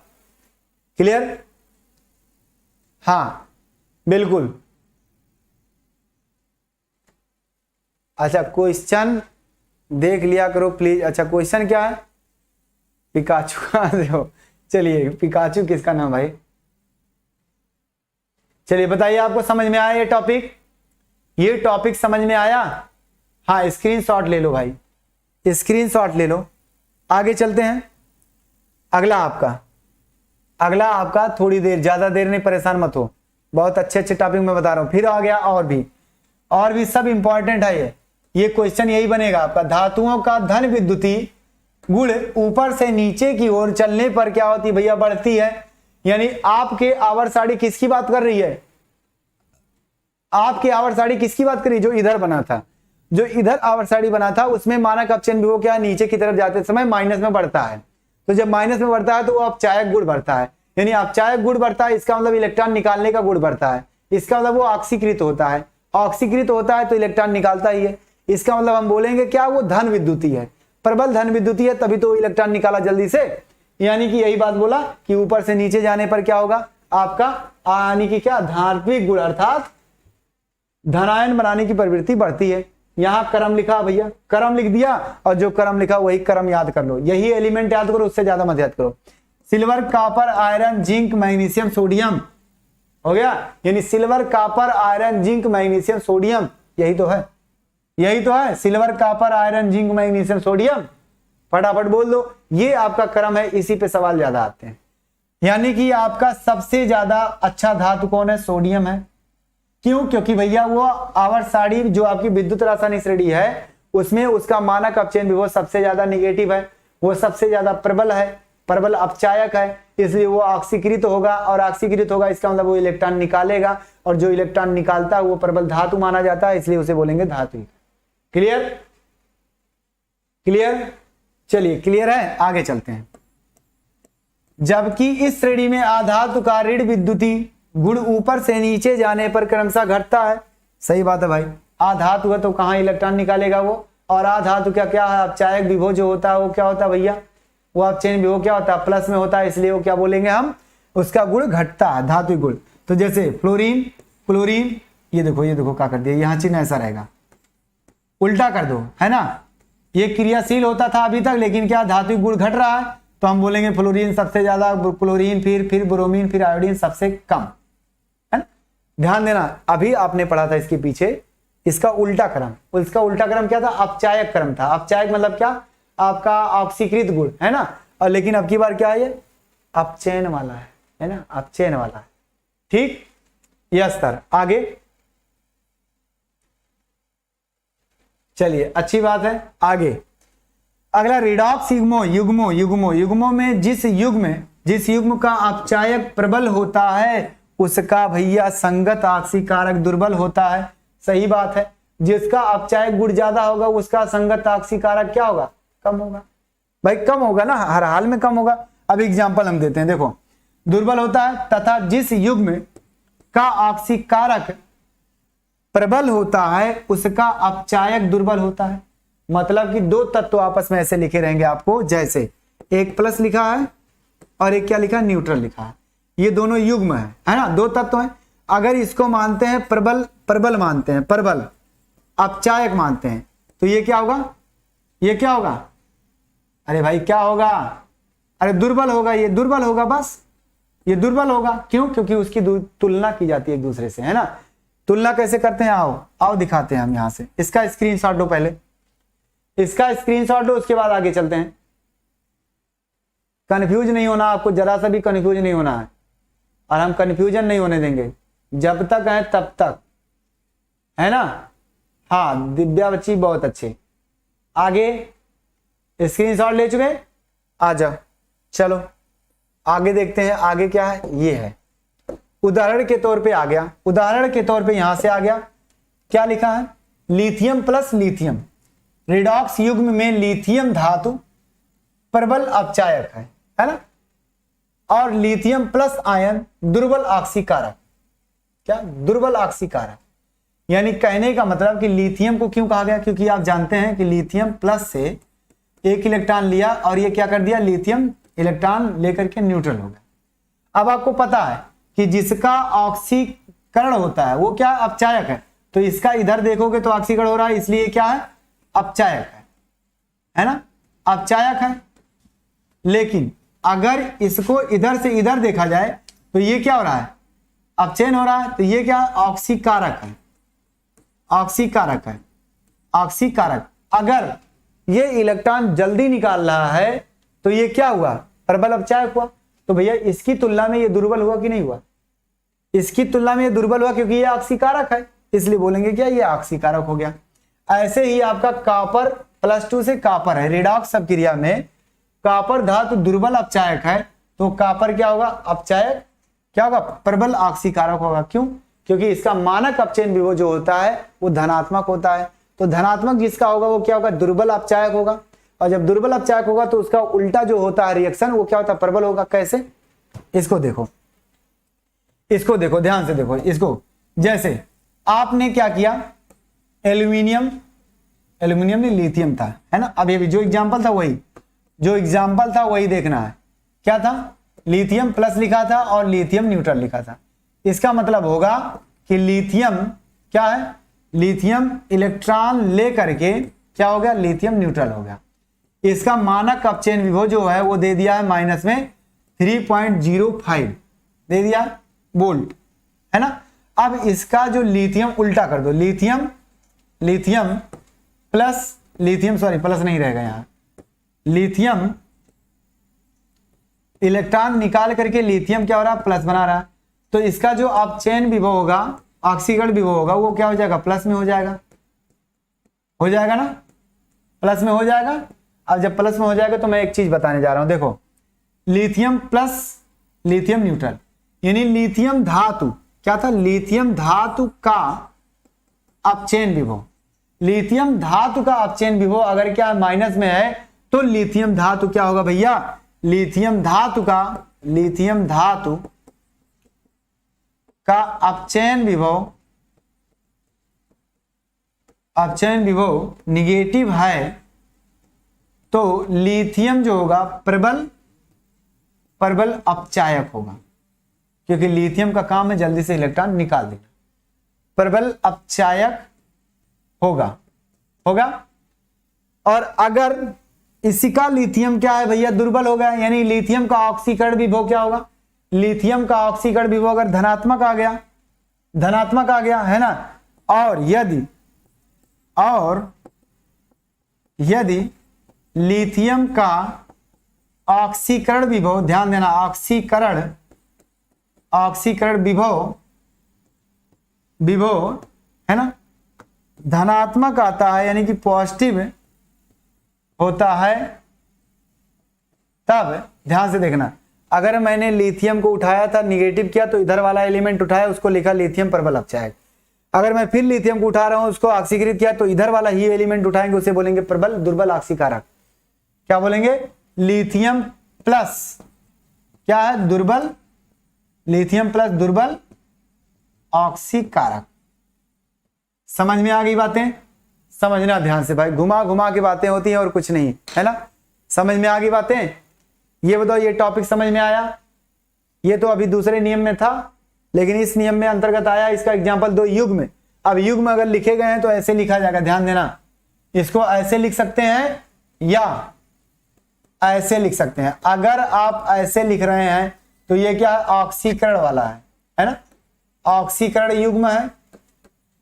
और अगर आप ऐसे लिखते हैं तो इसे क्या बोलेंगे, ऑक्सीकारक अपचयन युग्म, अपचयन युग्म है ना, अपचयन वाला युग्म। क्या है, अपचयन वाला युग्म, या अपचयन युग्म बोल दो, क्या करना है यार, अपचयन युग्म बोल सकते हैं कि नहीं बोल सकते हैं, बोल सकते हैं।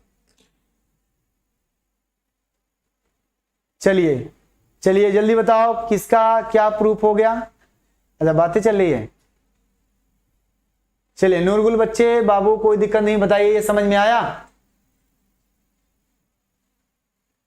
नींद नहीं आना है, नींद नहीं आना भाई। देखो टॉपिक बहुत ही कॉन्सेप्चुअल है, आप इसमें कंफ्यूज हर बच्चे होते। कक्षा 10 में पढ़ाया गया था, जो बच्चा कक्षा 10 में पढ़ा होगा उसे समझ में आया होगा। जो बच्चे यहाँ हमारे होंगे बस्ती साइड के, वो पढ़े होंगे, उनको आया होगा, क्योंकि मैं बताया हूँ वहां यही टॉपिक, यही कॉन्सेप्ट घुमा घुमा के मैं वहां बताया हूँ।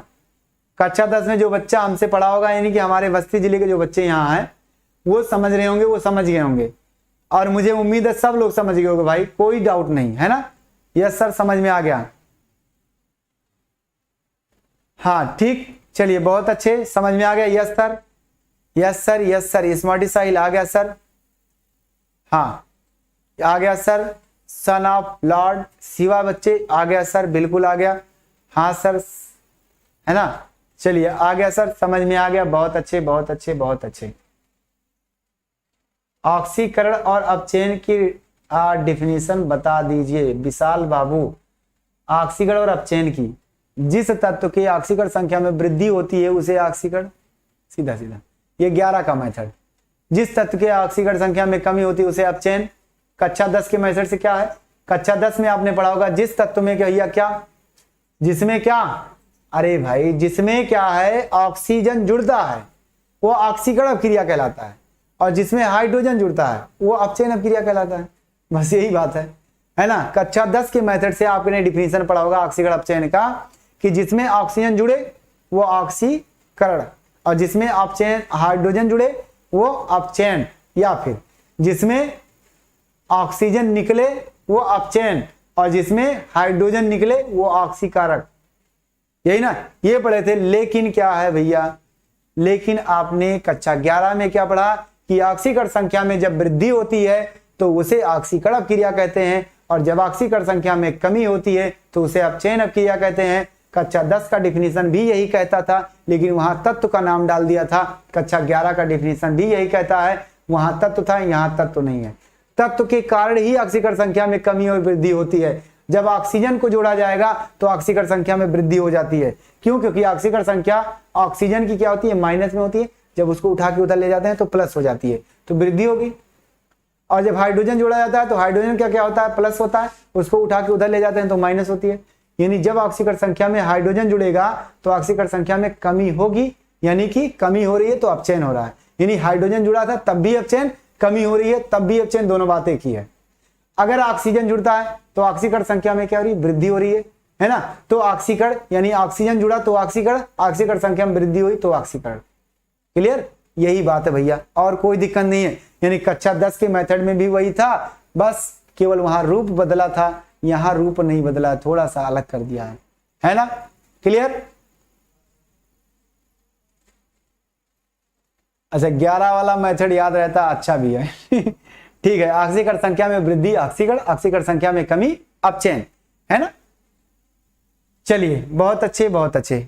अब स्क्रीनशॉट ले चुके हैं तो हम आगे बढ़े, आगे बढ़े भाई, आगे बढ़े। थोड़ा सा प्रबल धन विद्युतीय धातुएं, प्रबल धन विद्युतीय धातुओं के बारे में अगर देखा जाए भैया तो क्या होगा, क्षार धातुएं जैसे लिथियम सोडियम पोटेशियम और क्षारीय मृदा धातुएं मैग्नीशियम कैल्शियम प्रबल धन विद्युतीय धातुएं हैं। यानी कि आवर्त सारणी में, आवर्त सारणी में भैया, आवर्त सारणी में जो आपका यहां है ना, क्षारीय धातु, क्षारीय धातु है ना, और ये क्षारीय मृदा धातु, क्षारीय मृदा धातु यानी S1 ब्लॉक और S2 ब्लॉक। अगर ये आपको पता है तो ये इसके तत्व जो होते हैं वो क्या होते हैं, उसके तत्व क्या होते हैं, प्रबल धातु होते हैं। क्यों? क्योंकि भैया वो इलेक्ट्रॉन निकालने की शक्ति ज्यादा रखते हैं। ठीक, अगला क्या है, इनके मानक अपचयन विभव क्या होगा, -20 वोल्ट या इससे कम। अच्छा हाँ, यहां तक हो सकता है, यानी इसके मानक अपचयन विभव क्या होगा, बहुत ही अधिक ऋणात्मक होगा। यानी समझ जो क्या होगा, बहुत ही अधिक ऋणात्मक होगा। क्लियर? आगे चलते हैं, क्या होगा, क्षार धातुएं क्षारीय मृदा धातुओं से अधिक धन विद्युतीय होती हैं। क्षार धातुएं ये वाली क्षारीय मृदा धातु, इनसे क्या होती हैं, अधिक क्या होती हैं, धन विद्युतीय होती हैं। क्यों? क्योंकि आप जानते हैं आवर्त सारणी पढ़ाया गया होगा कक्षा 10 में और 11 में भी कि भैया अगर बाएं से दाएं जाते हैं तो धनात्मकता गुण क्या होता है, घटता है, यानी धात्विक लक्षण घटते हैं। तो इसका मतलब जो आगे रहेगा वो ज्यादा धातु है। तो क्षारीय धातु क्या एकदम आगे है क्षारीय मृदा धातु से, इसलिए क्षारीय धातु क्या क्षारीय मृदा धातु की तुलना में क्या है, थोड़ा सा प्रबल धातु है। बस क्लियर? अब आगे आते हैं। अतः धातु यानी क्या, विद्युत रासायनिक श्रेणी में इनका स्थान निम्नवत होता है, यानी कि इनका स्थान कहाँ होता है, नीचे होता है। और ऐसे सोडियम का स्थान नीचे ही था ना, एकदम नीचे। लिथियम का स्थान एकदम नीचे था, क्योंकि लिथियम क्या था हमारा, द्वितीय श्रेणी, मतलब क्या, प्रथम वर्ग का क्षारीय धातु है, प्रथम वर्ग का, इसलिए ये होगा। क्लियर? आगे चलते हैं। स्क्रीनशॉट लो जल्दी से, लो स्क्रीनशॉट लो, पहले स्क्रीनशॉट ले लो जल्दी से, स्क्रीनशॉट लो, हो गया। चलिए आगे देखते हैं। अगला आपका क्या है, साधारण धन विद्युतीय धातु है। साधारण मतलब जो डी ब्लॉक के तत्व होते हैं, साधारण धन विद्युतीय धातु है। आगे एल्यूमिनियम डी ब्लॉक में चला गया, जिंक है ना, जिंक क्या है, डी ब्लॉक का। आयरन भी क्या है, डी ब्लॉक का। निकिल क्या है, ये भी डी ब्लॉक का। तथा अन्य धातुएं जिनका स्थान विद्युत रासायनिक श्रेणी में हाइड्रोजन और मैग्नीशियम के मध्य होता है, मतलब कि विद्युत रासायनिक श्रेणी में जिनका स्थान हाइड्रोजन और मैग्नीशियम के मध्य होता है, वो क्या होते हैं भैया, वो क्या होते हैं, साधारण धन विद्युतीय धातु कहलाते हैं।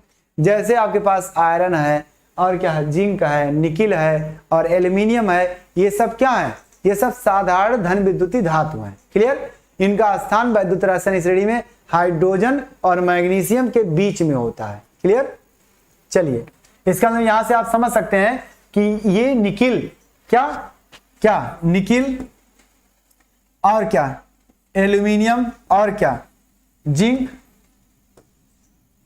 जिंक जो है, जिंक है ना, जिंक कहां गया, और उसके बाद क्या आयरन, ये सब जानते हो, ये सब भैया मैग्नीशियम के विलयन से है ना, मैग्नीशियम के विलयन से, यही ना, हाँ यही है, मैग्नीशियम के विलयन से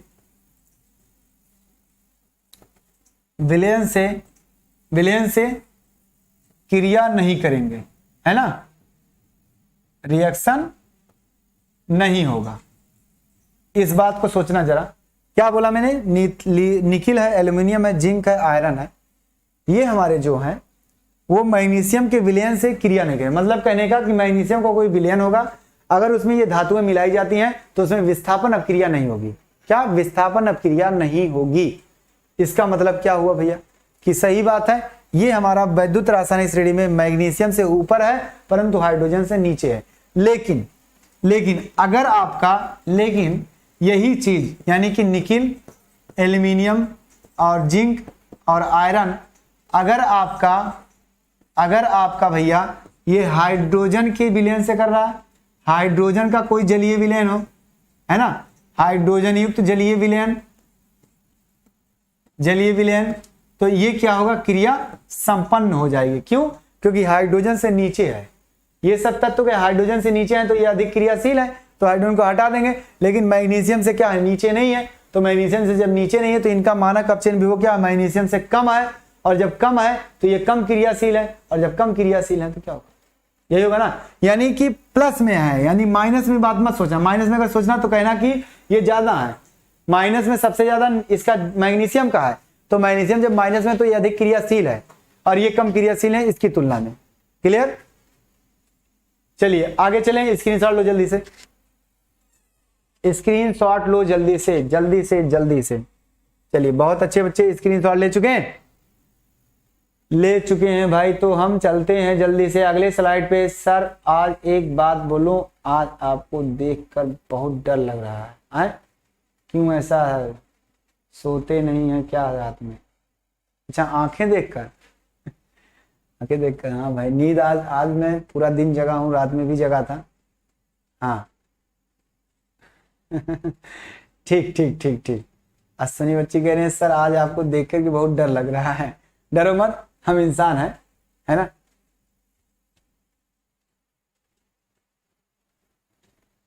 हाँ चलिए, नूरगुल कह रहे हैं नहीं जाने देंगे किसी क्लास में। यहाँ अपने आप को कंसंट्रेट रखो बाबू, सब लोग अच्छे से। चलिए, हाँ अगला आपका है ये टॉपिक जो लास्ट है, क्या लिखा है, ऋण क्षीण धन विद्युती। क्षीण धन विद्युती मतलब बहुत कम, है ना। धन विद्युती, कॉपर जैसे आ गया, मरकरी आ गया, सिल्वर आ गया, मरकरी Hg आ गया, सिल्वर आ गया, है ना। अतः अन्य धातुएं जो आपकी हैं श्रेणी में हाइड्रोजन के ऊपर स्थित है, इसलिए इन्हें क्षीण धन विद्युती कहेंगे। यानी कि जो धातु आपका कॉपर, सिल्वर, मैग्नीज, क्या सिल्वर और मरकरी, यानी कॉपर Cu और Hg और क्या सिल्वर, ये क्या भैया हाइड्रोजन से ऊपर हैं। तो जब हाइड्रोजन से ऊपर हैं तो ये क्या है, हाइड्रोजन युक्त, है ना, जलीय विलयन, ध्यान से सुनना, हाइड्रोजन युक्त जलीय विलयन से क्रिया नहीं करेंगे, है ना। नो रिएक्शन, क्या होगा भैया, नो रिएक्शन, है ना, नो रिएक्शन होगा, इस बात को समझना। लेकिन हाइड्रोजन अकेले, है ना, हाइड्रोजन अकेले कॉपर, मरकरी, सिल्वर के जलीय विलयन से, है ना, विलयन से रिएक्शन कर जाएगा। क्या है, क्योंकि हाइड्रोजन इनसे ज्यादा क्रियाशील है, इसलिए हाइड्रोजन अकेले अगर मिलाया जाए तो इनके विलयन में जाके हाइड्रोजन इस सिल्वर को हटा देगा। सिल्वर को क्या करेगा, हटा देगा, कॉपर को हटा देगा, और इसको किसको, मरकरी को भी हटा देगा। लेकिन अगर मरकरी, सिल्वर और कॉपर को अकेले अकेले करके जलीय विलयन हाइड्रोजन युक्त वाले में डाला जाए तो ये सब हाइड्रोजन को नहीं हटा पाएंगे। क्यों? क्योंकि हाइड्रोजन बहादुर है। आवर्त सारणी में ये नीचे है, इसका मतलब इसका जो मानक अपचयन भी वो अधिक धनात्मक नहीं है, अधिक ऋणात्मक है, और जब ऋणात्मक है तो ये अधिक क्रियाशील होगा इनकी तुलना में, है ना। तो इस धातु को हम क्षीण धन विद्युती बोलेंगे। क्या बोलेंगे? क्षीण धन विद्युती बोलेंगे भाई। हो गया?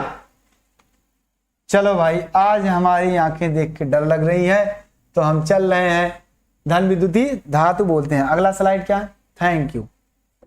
चलो, क्या आज के क्लास आपको समझ में आ गई पूरी तरह से? कोई दिक्कत? जल्दी बताइए। हाँ चलिए जल्दी बताओ, जल्दी बताओ, जल्दी बताओ। क्या आपको पूरा टॉपिक समझ में आ गया है?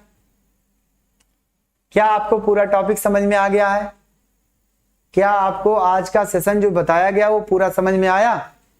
जल्दी बताओ। चलिए, सोनी बच्ची कहाँ है? सर सोनी का नाम ले लीजिए। अच्छा चलिए, बहुत सही, समझ में आ गया। निधि सिंह, यस सर। हाँ ठीक ठीक, ओके, आगे। Okay okay okay okay okay okay, हाँ साइड हो जा रहे हैं लोग, साइड हो गए। यस सर, समझ में आ गया। No sir, no problem. बहुत अच्छे Manoj Kumar, no problem sir. पूरा सेशन समझ में आया। तो आपका जो सवाल बनता है इस पर, ये सवाल विद्युत रासायनिक श्रेणी पे उठाता है। ऐसे दे देगा कोई धातु अलग से, क्या है, सपोज दैट ऐसे दे दिया सिल्वर और यहां लिख दिया जिंक SO4। उसके बाद लिख दिया क्या, अब क्रिया संपन्न होगी? अगर होगी तो बताना है। मतलब यहां ऐसे लिख दिया साइन ऑफ क्वेश्चन मार्क। अगली बार जिंक दे करके और सिल्वर सल्फेट दे दिया, वो भी पूछ लिया sign of question mark. Iron sulphate दे करके, है ना, जिंक को अलग से रख दिया, वो भी पूछ लिया साइन ऑफ क्वेश्चन मार्क। मतलब इस तरह से रिएक्शन इसमें आते हैं। तो आपको यही समझना कि जिसका मानक अपचयन विभव जितना ही ज्यादा माइनस होगा भैया, वह उतना ही ज्यादा क्रियाशील होगा, अतः वह अकेले ही किसी विलयन में क्रिया करके उसको हटा देगा। अगर ये प्रबल है इनसे तो ये आकर के इनको हटाएगा, और अगर ये प्रबल नहीं है इनसे तो ये अब काटा हटाएगा नहीं। जैसे सिल्वर और जिंक की बात करें तो यहाँ क्रिया नहीं होगी। क्यों? क्योंकि सिल्वर दुर्बल है जिंक से, लेकिन जिंक प्रबल है सिल्वर से, तो ये क्रिया होगी। यहां की बात करें अगर, तो जिंक भी आयरन से क्या प्रबल है, क्रिया होगी। ऐसे समझो, इस तरह की रिएक्शन आएंगे। फिर क्या करेगा, दे देगा आपका इलेक्ट्रोड विभव दे देगा माइनस में ABCD, और उसके बाद कहेगा कि इसको बढ़ते हुए अब चायक क्रम में रखो, इसकी क्रियाशीलता के बढ़ते हुए क्रम में रखो, ऑक्सीकारक के घटते हुए क्रम में रखो। मतलब दोनों बात एक ही है सब। तो आपको सिर्फ और सिर्फ निगेटिव वैल्यू देखना। अगर निगेटिव वैल्यू ज्यादा है तो वह प्रबल अपचायक होगा, दुर्बल ऑक्सीकारक होगा, अधिक क्रियाशील होगा। क्लियर? अधिक क्रियाशील होगा। क्लियर? चलिए, क्लियर हो गया तो आगे चलते हैं। हाँ, कल की क्लास आपकी जो केमिस्ट्री की जेई नीट वाली है वो सुबह 10 बजे से है। कल एक नया चैप्टर है जो कि एटॉमिक स्ट्रक्चर है, बहुत ही न्यूक्लियर केमिस्ट्री, बहुत ही अच्छा है। चलिए, समझ में आ गया? क्या आपको पूरी तरह से टॉपिक समझ में आया? चलिए, बहुत अच्छे, बहुत अच्छे। चलें फिर आगे चल रहे हैं, अगले दिन मिलेंगे। बहुत अच्छे अंकुश बाबू, यार देखो ये गधे हाँ, करने दो, गधे हैं सबके सब। जो कर रहा है उनको करने दो, जिसको पढ़ना है वो पढ़ेगा। जिसको समझ में आया, जो पढ़ रहा था बच्चा कंसंट्रेट होकर के, उससे मैं पूछ रहा हूं क्या आपको समझ में आ गया बाबू? क्या आपको समझ में आ गया टॉपिक? ओके सर, समझ में आ गया है। Yes sir. चलिए, हम तो रहने वाले हैं बस्ती जिले के। हाँ ठीक, क्लियर है। चलिए, बहुत अच्छे, बहुत अच्छे। ओके ओके ओके ओके, सब लोग का कमेंट आ रहा है जी सर समझ में आ गया। हाँ बिल्कुल, कोई बात नहीं, यहाँ लव यू भी चलने दो, ये सब परंपरा है, पुरानी परंपरा है, लव यू बोलते रहेंगे, है ना। चलिए, बहुत अच्छे, बहुत अच्छे। ओके ओके, अगले दिन डिस्कस करें। Okay, bye bye, take care, अपना ख्याल रखना। आई होप आप लोगों को खूब अच्छे से समझ में आ गया होगा, और मैं उम्मीद करता हूँ, आशा करता हूँ कि ईश्वर की कृपा से अगले सेशन में पूरी तरह से ये साल का जो भी कोर्स है पूरी तरह से आपको समझ में आएगा, अच्छे से आएगा, कोई भी परेशानी नहीं होगी। और लास्ट में कभी आप नहीं कहोगे कि सर सवाल नहीं लग रहे हैं, लगेंगे। इसके न्यूमेरिकल आप उठा करके देखिए, जा करके पुरानी किताब उठाइए, कक्षा 10 के सवाल उठाइए, इस टॉपिक पर सवाल लगाना शुरू करिए। जब लगेगा तो कहोगे हाँ सर समझ में आ रहा है ना। Okay okay, bye bye, take care, अपना ख्याल रखना। अच्छे से रहना, माँ बाप की सेवा करना।